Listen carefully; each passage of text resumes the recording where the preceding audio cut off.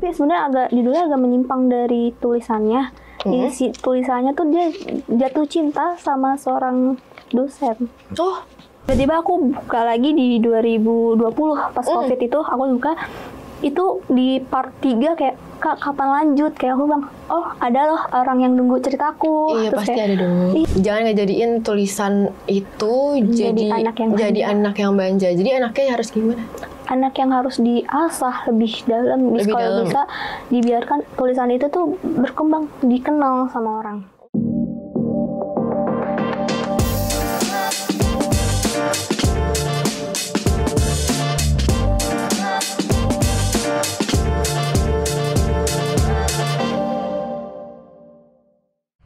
Semuanya, selamat datang kembali nih di acara kita hari ini, Beyond the Box, menggali inspirasi, melampaui batas imajinasi. Pada hari ini kami kedatangan bintang tamu yang sangat spesial nih, dengan tema yang juga sangat menarik, yaitu karyaku menjadi jalan hidupku. Menarik banget kan? Langsung aja deh kita sambut narasumber spesial kita hari ini. Please welcome Dia Putri. Halo Kak Dia Putri, aku Bianca Misal dari Public Relation. Boleh dong Kak perkenalkan ke penonton Beyond the Box. Halo teman-teman Beyond the Box, perkenalkan nama aku Dia Putri. Panggil Dia Putri aja sebenarnya. Ada nama belakangnya, cuman aku nggak mau dipanggil. Kenapa tuh nggak mau dipanggil? Nggak apa-apa, itu agak aneh aja terdengarnya. Jadi aku mau dipanggil Dia atau Putri aja. Oke. Kamu tuh dari jurusan apa sih kalau boleh tahu? Aku dari Digital Komunikasi angkatan 23. 23. Oh, kalau misalnya boleh tahu nih, kamu sibuknya akhir-akhir ini itu apa nih selain jadi mahasiswa? Selain jadi mahasiswa, aku ngapain ya? Aku healing aja, enggak sih? Oh, kamu healing? Kamu kayak genzik-genzik pada biasanya gitu ya? Healing. Betul.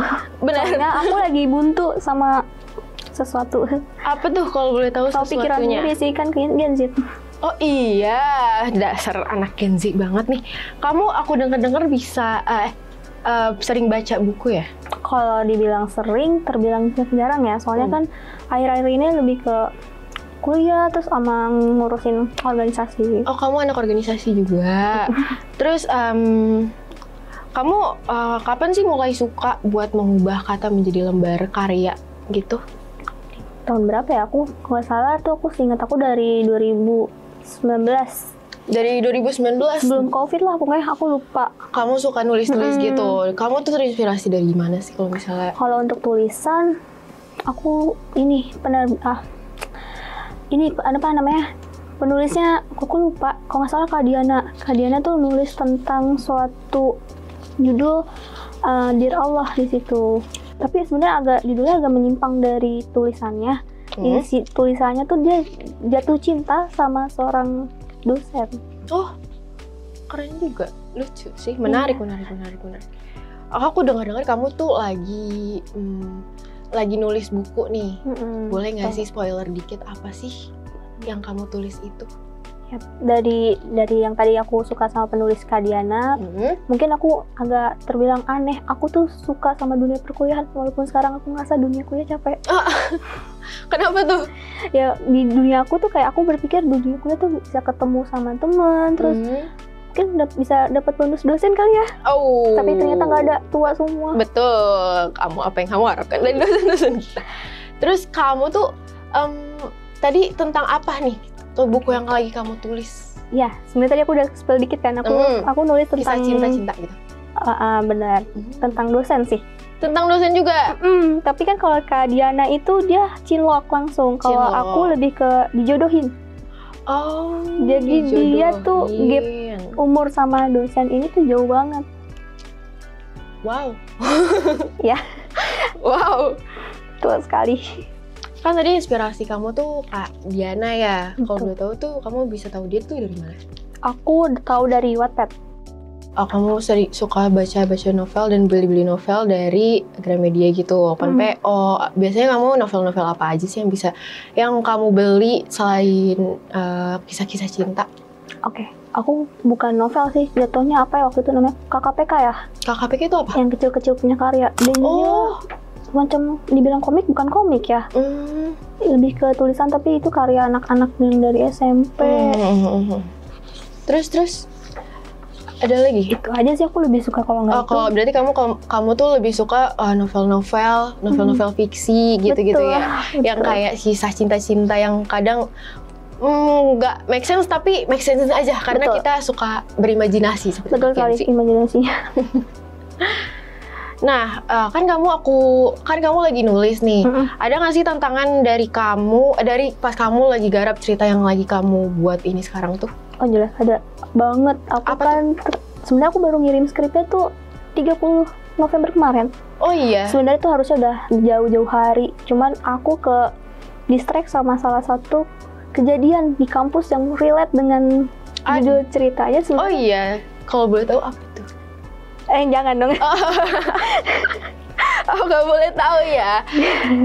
Jadi membuat ke distract banget itu sampai harusnya tuh 2 bulan sebelum tanggal 30 ini. Cuman aku dikasih kesempatan sama penerbitnya, ya udah tanggal 30 aja. Terus akhirnya bisa. Alhamdulillah ya. Kalau misalnya boleh tahu reaksi teman kamu gimana pas tahu kamu tuh lagi ada project dan udah mau selesai nih kayaknya nih. Kayak Kan? kalau temen deket mungkin yang satu yang sering bareng sama aku tuh dia kayak, dia lu beneran gitu, kayak beneran lu mau ngerbitin ini, wah gila keren, terus kalau udah terbit kabarin gue ya, gue beli, gue orang pertama yang akan beli. Kayak iya sabar, Pada lagi, support banget ya. Ada nggak sih temen-temen kamu yang kayak malah kayak ngejudge kamu atau malah kasih negatif? bukan ngejat sih, lebih ke nggak mau kalah saing. Oh iya, ada. Dia sampai kayak nanya penerbitnya apa, terus ngikut lomba juga. Dia tuh nggak mau kalah saing gitu ya. Ada yang kayak gitu. Terus tanggapan kamu buat teman kamu yang kayak gitu gimana? Kalau kata temanku yang deket ini kayak ya udah biarin aja, terus bayar dengan semua karyanya, kayak udah lupain aja orang-orang yang berisik. Oh, gitu ya. Oke, kalau tadi kan dari lingkungan sekarang nih, lingkungan sekitar kamu, dari diri sendiri sebagai penulisnya. Ada nggak sih momen dimana kamu tuh nggak tahu lagi ini cerita mau dibawa kemana tentang kamu yang kamu tulis? Yang aku tulis, waktu itu aku lebih ke bingung endingnya kemana, tapi ya udah aku tutup dengan dia punya keluarga yang happy ending. Kalau untuk aku sebenarnya lagi nulis baru juga. Ada lagi?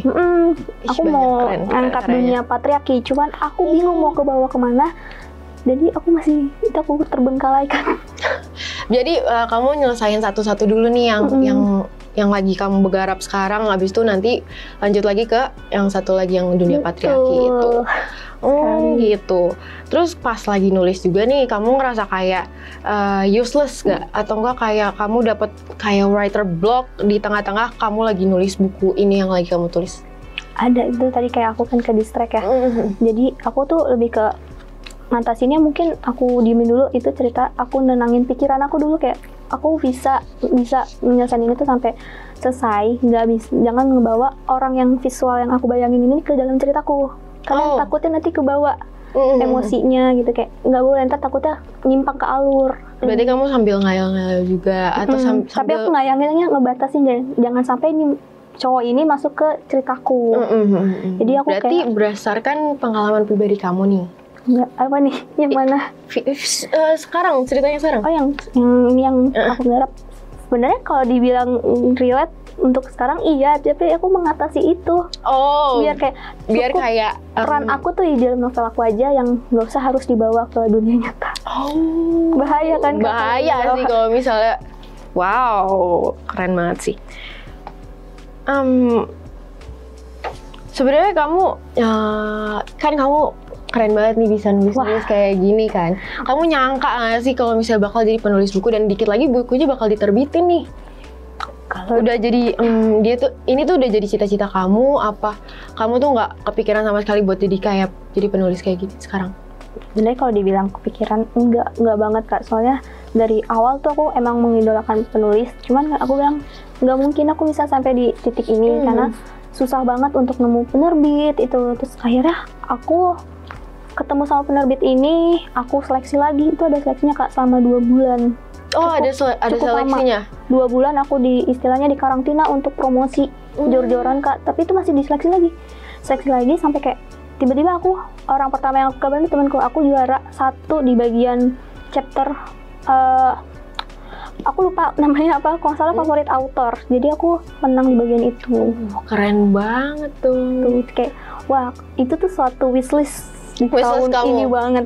Wishlist kamu dari aku yang nggarap ini dari awal. Aku bilang ini mah nggak mungkin, soalnya ini cerita apa sih? Oh, kamu merasa kayak kurang pede gitu ya? Bahkan aku awal nulis tuh kayak penontonnya tuh sedikit Kak. Aku sempat ninggalin ini cerita. Oh iya, jadi digantung gitu ya para pembacanya. Sempat sampai kayak tiba-tiba aku buka lagi di 2020 pas Covid itu, aku buka itu di part 3 kayak Kak kapan lanjut? Kayak aku bilang, oh ada loh orang yang nunggu ceritaku. Iya, terus pasti kayak, ada dong. Iya, itu pun langsung tiba-tiba melonjak viewersnya. Dari yang 2 itu tiba-tiba sampai 20 orang itu awalnya. Di situ jadi kayak sumber kamu terinspirasi lagi buat menulis lagi gitu ya. Betul. Oh alah, pasti dari situ.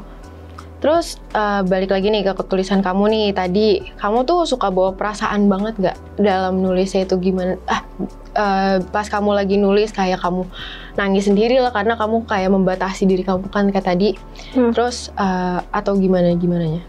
Kalau kebahan perasaan mungkin lebih ke kesel ya Kak, karena di salah satu tokohnya cowoknya ini tuh nggak pendiriannya tuh nggak ada pendiriannya, kamu yang nulis kamu yang kesel sendiri gitu ya. Sampai kayak udah ada mantannya datang terus kenapa harus udah punya istri di rumah.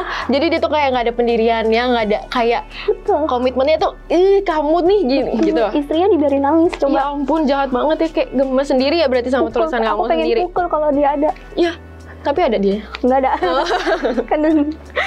Kan sebuah fiksi ya, benar. Tapi selain kamu kesel gitu, kamu seneng nggak? Seneng sama penulisan kamu sendiri ini? Apa kamu masih kurang pede kah? Atau gimana? Sejauh ini mungkin aku harus ngapresiasi sama tulisan aku ya, aku seneng. Terus kayak aku berkat tokoh ini, malah aku selalu di kata pengantar yang aku tulis, aku ngucapin ke mereka walaupun mereka tuh gak ada di dunia nyata. Jadi kayak aku bilang terima kasih atas kalian yang kayak udah hadir dalam ceritaku, terus membuat aku bisa di titik ini gitu loh. Kayak aku ya udah, ini ibaratnya tuh ada orang yang bilang kayak buku itu anggap aja sebagai anak. Jadi awal aku menerbitin ini juga dia ngomong kalau anak didiemin itu dia akan manja. Betul. Kalau bakal kayak cranky mabis. Betul. Jadi anak ini harus diasah, disayang, dipedulikan begitu ya. Nah, aku kan bisa jadi kalau misal kamu kasih tahu nih ya, nanti aku bakal jadi pembacanya juga nih, insya Allah ini. Aku penasaran sih sebenarnya apa sih yang jadi part yang paling seru pas mulai nulis ini? Pas mulai nulis itu aku paling serunya gitu. Pas ijab kabul. Berat ya. Lucu. Gemas. Berat itu pertama kali aku ngeliat, soalnya kan pasti semua cewek mengimpikan nikah dengan sosok yang wedding dreams. Iya, tapi ini berbeda. Ini dia menikah dengan orang yang dibilang dosen killer di kampus. Oh iya. Wah. Bahkan sebelum nikah pun mereka sempat ada adu mulut. Oh iya. Si ceweknya ini tuh nggak suka sama si cowok ini. Tapi akhirnya ujungnya ceweknya yang tergila-gila Kak. Dia tuh dijodohin apa gimana sih? Dijodohin. Oh, dijodohin. Ih, seru banget nih, pasti kacau. Nih, kalau misalnya buat pertanyaan terakhir nih ya, sekaligus penutup, boleh nggak share tips dari kamu sebagai seorang penulis kepada teman-teman yang mau mulai buat nulis juga? Kalau tips aku, mungkin ini kan aku masih penulis awal ya. Jadi mungkin kalian tuh tetap semangat, fokus pada tulisan. Capek, lelah itu wajar. Wajar banget karena semua orang pasti punya capek. Tapi jangan melupakan tulisan itu yang tadi aku bilang. Tulisan tuh jangan dijadiin sebuah anak yang manja. Tapi tulisan itu harus dikembangkan, diasah. Bahkan kalau bisa istilahnya anak itu harus bisa mandiri dengan dirinya sendiri gitu. Jangan dibiarkan. Kalau dibiarkan, gimana kalian mau tulisan kalian dikenal? Gitu. Jangan ngejadiin tulisan itu jadi anak yang manja. Jadi anaknya harus gimana? anak yang harus diasah lebih dalam. Kalau bisa dibiarkan tulisan itu tuh berkembang, dikenal sama orang. Ibaratnya kayak anak kalau di dalam rumah pasti kan tetangga nanya, kok nggak pernah keluar? Ini anak cepet banget gede. Tuh. Jadi gimana sih caranya biar supaya tuh tulisan kamu diasah dan lebih baik terus kayak jadinya dia bukan jadi anak yang manja gitu?